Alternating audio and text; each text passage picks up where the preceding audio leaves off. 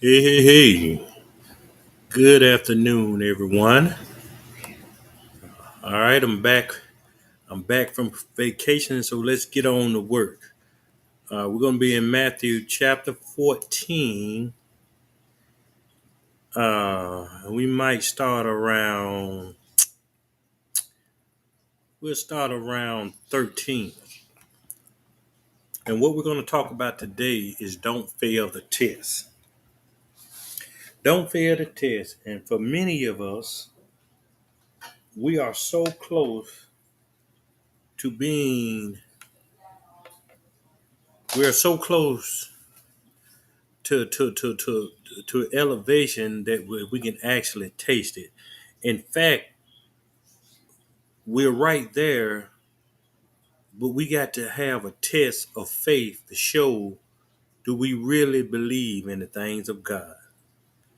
And in Matthew chapter 14, we're gonna start. We're gonna start around 13, and it says, "When Jesus heard of it, he departed thence by ship into a desert place apart. And when the people had heard thereof, they followed him on foot out of the cities. And Jesus went forth and saw a great multitude and was moved with compassion toward them, and he healed their sick. And when it was even, his disciples came to him, saying, This is a desert place, and the time is now past. Send the multitudes away that they may go into the village and buy themselves victuals, food. So here we see that just a backstory that John had beheaded in prison. And when John got beheaded by Herod, they went and told Jesus about it. When Jesus heard of it, he didn't immediately go and comfort the people. Instead, Jesus went by ship into a desert place apart. You got to understand that many of you in this season, you're going to have to go into the desert alone. What I mean by going to the desert alone, you're going to have to test yourself to see if I'm really ready for the things God has for me. And what's going to happen, you're not going to allow to be alone because the people that's already connected to you, or they want to be connected to you, or they heard about you, they're going to follow you in a desert place. But what you got to understand about a desert place, desert means desert, which means there are no opportunities where you may go. There may not be no food. There may not be there may not be provisions, but this is the place that you need to be in this season. What's happening with a lot of people, they don't want to be alone. See, the cheer of the crowds, the accolades of others, the collection of money then got so great that many leaders don't even go by themselves to fast anymore. You know why? Because they got to have the armor bearer. They need somebody to wipe their sweat. They got to have reassurance. And what happens is that the people that didn't know Jesus but knew of Jesus, Jesus was moved by their compassion. What does that mean? That means a lot of leaders, God is trying to take us to another place. When he takes us to another place, you got to have compassion on those who don't understand the place that you're in. And for many of us, we have to be delicate to a point that the people that's connected don't miss their opportunity for elevation. But because a lot of people don't have leaders after God's own heart, they're not concerned about the disciples' elevation. They're only concerned by their own. See, that's what's wrong with a lot of people. They are the leaders. They are the selfish leaders. They are the leaders who only care about themselves. They are the leaders who only understand their gift, their calling, their anointing. So they can't help you build your. See, that's why it's dangerous to go to anybody ministry and be called a church member. Christ didn't call us to have church members. He called us to be disciples.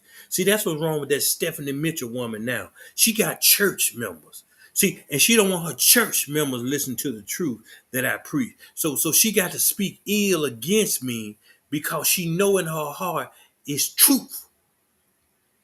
This is the season that you find truth.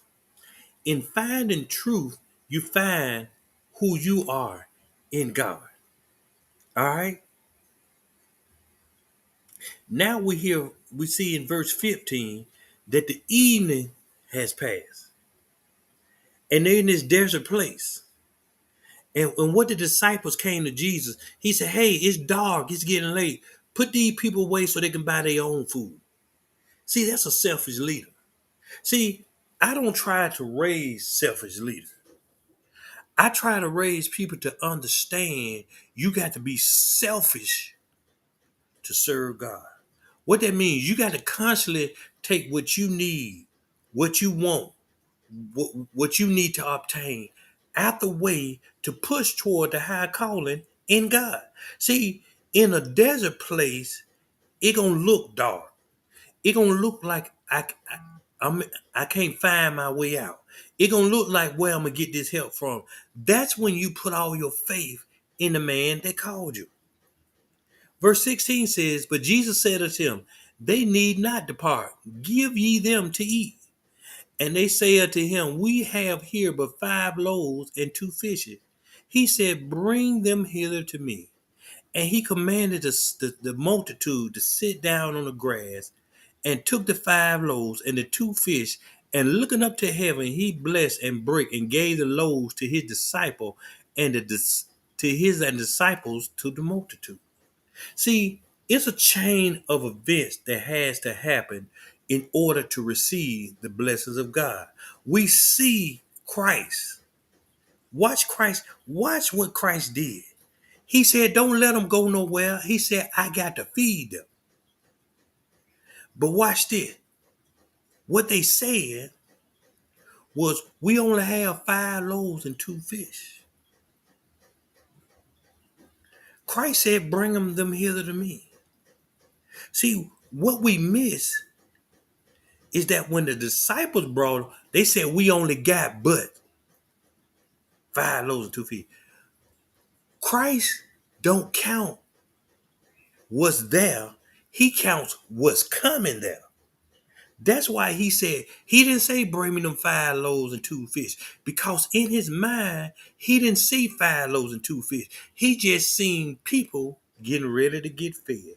That's why he said, bring it hither to me. See, what's wrong with a lot of y'all?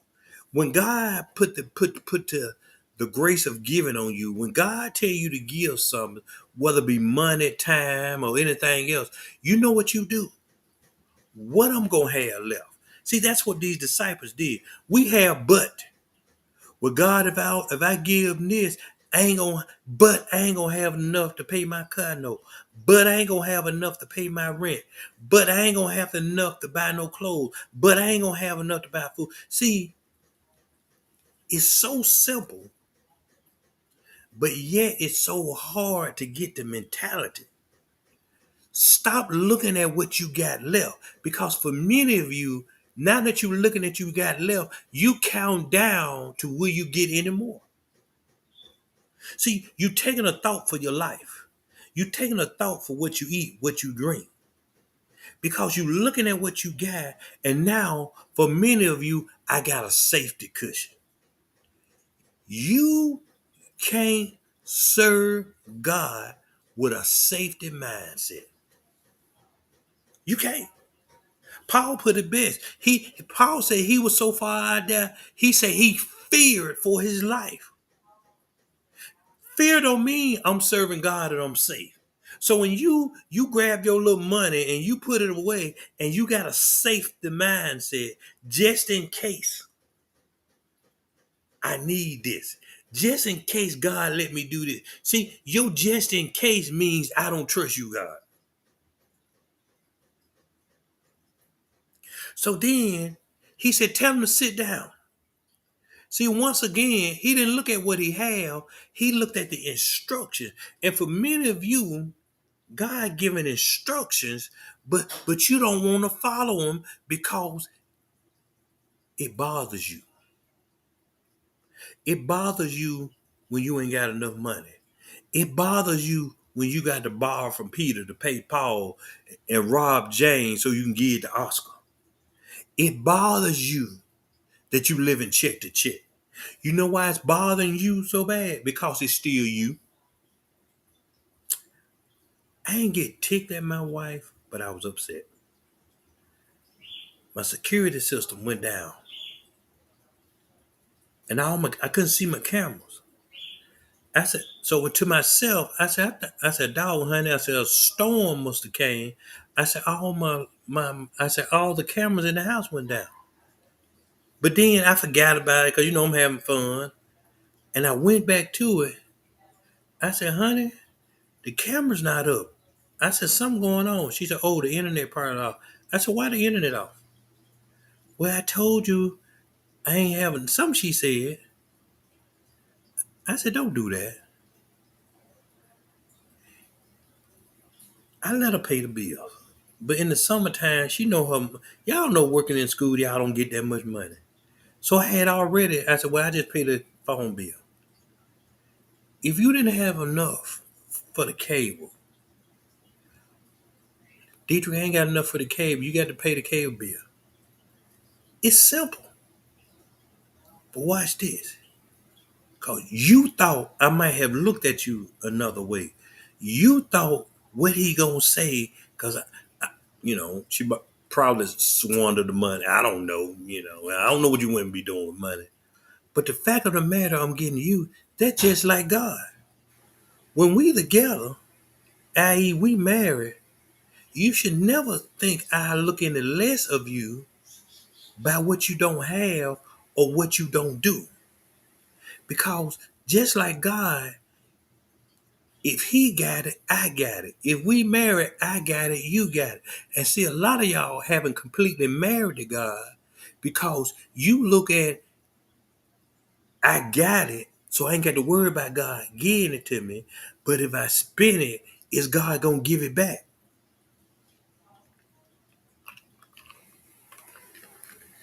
God trying to get us in the mindset. He didn't die for us to live comfortable on earth. He died to show us the power that we have to operate in while on earth. But because many of you have been taught wrong or inadequate, you worrying about how you look, how much you got. Is these pants fitting right? You got to look about yourself. Watch this, verse 20. And they did all eat and were filled. And they took up of the fragments that remained 12 baskets full. And they that had eaten were about 15,000 men, besides women and children. See, God is able to do exceedingly abundant all you think and ask. The problem is, are you asking for yourself or are you asking to bless others? And for a lot of us, we don't know how to bless others because we too busy trying to bless ourselves. Verse 22 says, and straightway Jesus constrained his disciples to get into a ship and to go before him unto the other side, while he sent the multitudes away. And when he had sent the multitudes away, he went up into a mountain apart to pray. And when the evening would come, he was there alone. See, the reason he sent the disciples away because of their unbelief. See, they only said we got 5 loaves and 2 fish. Christ said, let me get that down. You see 5 loaves and 2 fish. I see 5,000 fed. So watch this. Christ understood something. People only gonna listen to you if you feed them. And when you feed them the satisfaction, they're gonna obey whatever you say. But for many of you that's been fed to satisfaction, you're not obeying what God telling you. You know why? Because you still holding on to a part of yourself. So it say he sent the disciples to get in the ship. Why? He had to send them away in the foundation in which they had already built. What was that foundation? To operate independent of Christ. Can I prove it? They said send them away so they can buy victuals. That's selfishness. They said we only have 5 loaves and 2 fish. That means we care about what provisions we got. We ain't got enough for everybody. See, the reason God been putting the hurt on a lot of y'all, and I'm gonna call it the hurt, because you really don't understand the nature of the gifts and calling you carry. Only through when something is broken and it means something to you, you can see the true value in it.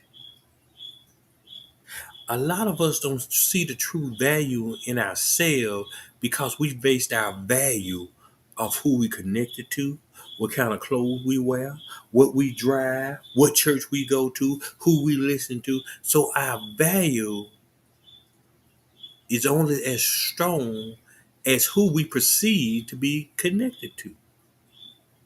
See, that's why you rarely see me with anybody. Because I'm not finna be around nobody who don't understand their value, but then try to question my value. I understand my value. Do you understand yours? See, that's why people can't shake my confidence. You can't make me do nothing that I have been instructed not to do. That's why it's dangerous to sit around and think because a person may not indulge in anything that person has no value. See, I'm not a drinker, but I take a sip. I'm not a big what you call fun haver, but I have fun. Watch this. Ask me what God told me to do and not do when he called me in the ministry. If you don't know, then how can you say what I ain't? See, that's the telltale sign of ministry. See, when you got a wife that don't do what you want, you got a husband that don't do what you want, it's because you don't know your value. Because if you knew your value, you would know how to do what to do to get them to not do what you want to do. But watch this. Understand why you doing what you doing. Okay, no, see, I can't sit around and become depressed. I can't sit around and be sad because I understand my value. See, if my happiness, if I value on my happiness based on how people treat me, I'll be sad all the time. If I base my happiness on how my family treat me, I'll be sad all the time. But because I base my happiness on Jesus and what he did on the finished cross, then I understand God told me what to do and what not to do. So my value is important to me. See, he told me don't smoke. I'm not a smoker. He never told me don't drink. So I'm a sipper. Why am I saying stuff like this? Because If you're a drinker and a smoker, my value to you is based on if I drink and smoke too. Y'all get what I'm saying? And if I don't drink or smoke, I might be boring to you. See, even in the world, watch this. My friends used to go out by 11 or 12 o'clock. They know 9 times out of 10, I'm asleep around 6 and 7. They know not to come to my house because I'm already asleep. I had no value in the club. Why? Because the time I turned 21, I snuck in so much from 17 to 20 that by time 21, clubbing had no value to me. So if your value is based on how you see the person, you don't understand your value because now you saying I need somebody like this to make me happy. That ain't what Christ died. That ain't what Christ died for, huh? It's good, ain't it? So watch this, verse 24. But the ship was now in the midst of the sea, tossed with waves, for the wind was contrary. And in the fourth watch of the night, Jesus went unto them walking on the sea. See, wind was contrary. See, you got to watch how people speak to you in certain situations, certain surroundings, and in certain incidents. Because if you're not confident in the value that you have in you, that wind can make you do something you don't want to do. See, watch this. In the world, I want to drink, but I value the people I hang around. So when they was going somewhere, I knew they were gonna drink. So what I did, not being a drinker, I go buy the best liquor and the best beer, and I go around there drinking because the wind was contrary to who I was. But because I wanted to belong, I had to find something to fit in.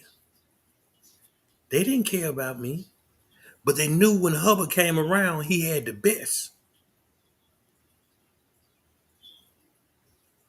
See, when you strong in the Lord,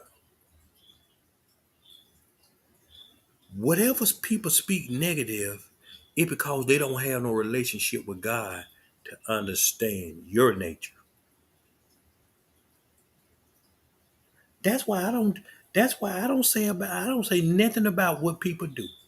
I either want to do it, don't do it, can do it, or can't do it. But that's not going to change my value of who I am. I ain't got to wear no polo to look rich. I ain't got to get no Maybach, drive no Maybach to look fancy. I ain't got to join no frat or sorority to make friends and feel like I belong. Cause guess what? The few friends I got, the only thing they got in common, watch me now, is I see them operating in the power of God. If anything around me does not operate in the power of God, it's worthless to me because I like to see God's kingdom. I don't care how many women you sleep with, how many men you sleep with, how many houses you got, and you say you a believer. I want to see what that power is. Contrary. See, watch this. You got to understand that when you get in situations and the waves toss you, you got to be grounded in God to not fear. A lot of us fear things because we're not grounded in God. So when the waves go to tossing, when people get talking reckless to us, guess how we respond? We respond in anger. We respond in hurt. We respond in pain because we're not able to walk on the sea. What does that mean? Christ walking on the sea. See, watch this. In order to walk on the sea, that means you have to be light. You got to have a foundation in God to face this ugly world. What I mean by light, you ain't worried about no money. You ain't worried about no clothes. You ain't worried about no house. You ain't worried about no hood. You ain't worried about no wife. You ain't worried about no money because you walk in light, which means can't nothing knock you off your rocker. I don't care if my mama was the, should I say, yeah, I'm going to say that. If by any chance something happened to my mom and she was to pass, it would knock me off my rocker. I might not even go to the funeral. If something was having my son, it would knock me off my rocker. I might not even go to the funeral. Why? Because when you in Christ, you understand something. All that is part of living from God. You appointed one time to death. Death is coming. Why am I get sad and cry about something that's coming? It ain't gonna knock me off my rocker. He did, now you can hear him now. He ain't coming to his son's funeral. He ain't coming to his mama's funeral. And see, that wind will knock some people off that rocker. Not me. I'm built for this. See, and when the disciples saw him walking on the sea, they were troubled, saying, "It is a spirit," and they cried out for fear. But straightway Jesus spake unto them, saying, "Be of good cheer, it is I, be not afraid." And Peter answered him and said, "Lord, if it be thou, bid me to come upon thee on the water." And he said, "Come." And when Peter was come down out of the ship, he walked on the water to go to Jesus. But when he saw the wind boisterous, he was afraid and began to sink. He cried, "Lord, save me." Y'all better pass this test. See, sometimes what happened, Christ had to get them alone in the boat because he knew as fishermen, they encountered storms all the time. But notice this storm. It said it was boisterous. They were scared. See, a lot of the things that God is taking you through is to see where your fear level at. He's trying to see where your fear level at. See, some of you scared if it rain. My hair, my makeup, just a little raindrop. So when the thunder and lightning come behind it, y'all finna go up under, y'all finna turn the lights off because the devil beating his wife. That's what y'all gonna do. So here go that Peter again. Peter said, "God, if it's you, let me come." And he said, "Come." See, what Peter's mistake was in always being first, you got to understand, people look at you as a leader. So when they seen Peter fail, they immediately, I'm just suggesting now, I'm just submitting this to you, by him being a leader, if he didn't do it, they automatically thought they couldn't do it. Because Peter always came first. He always wanted to do something. So the wind came, boy, she said, "Lord, save me." See, you got to have the kind of fear that if God tell you to do something, you can't worry about what your husband gonna say, your wife gonna say, what mama, daddy, children, your friends, your motorcycle club, your the bingo parlor. I don't care what people think about me when I say what I say. I told them aliens was coming. They didn't believe me till the government said it. What else I didn't say? I didn't say it plenty. But notice, I said something about a flesh-eating bacteria. What they got in the world now? Flesh-eating bacteria. See, I got the confidence that no matter how stupid it may sound to the carnal people, the Bible say the carnal man can't comprehend the spiritual mind. So I get the people who doubt me because they have no relationship with God. But I get the people who inbox me and text me, God showed me that too, prophet, or you right, look at this here. I have people still sending me confirmation of things I done said 4, 5 months ago. And I don't remember I said it because they sending me the confirmation. Because I said and gone about my business. See what y'all gonna do. This why your fear gotta be at a level that you know without a shadow of doubt you hear God. What y'all gonna do when you have to show ID to go from, we'll say, Tallahassee to Georgia, or anywhere outside of you got to have papers.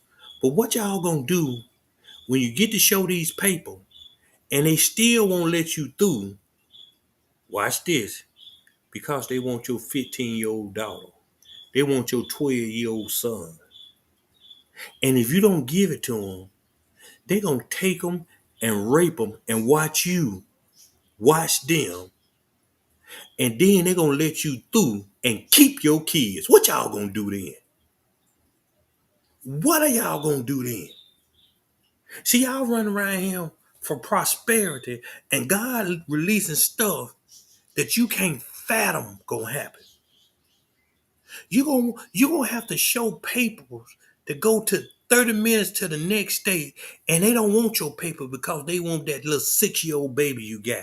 They want that 3-year-old son. See, that's why it's dangerous for y'all to sit around here and look at this Shamar mess and that T.S. Madison mess, because you agreeing with the deception that's going to destroy the earth. Because all these people that's gonna be guarding these things, they're not gonna be straight. They're gonna anything to give them satisfaction. So imagine a man taking your 3-year-old son, bending him over and sticking his thing in his butt, and your little baby crying, and you can't do nothing because they got the gun in your head and just raping them. Then they said, because you didn't give it to us, we gonna keep them and make you get out the country if they don't kill you. But y'all want to hear, where my husband, where my wife, where my blessing, where my miracle.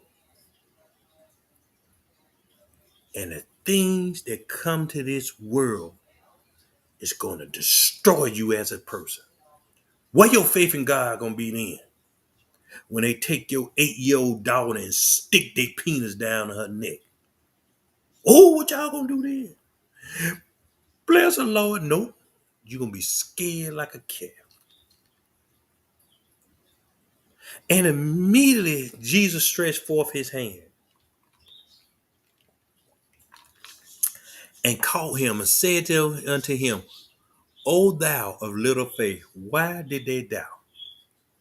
See, y'all won't let God be God because y'all keep doubting God gonna do it. You keep looking for ways out instead of looking for a way into him. You got to pass this test. You at the end, but you still holding on your money.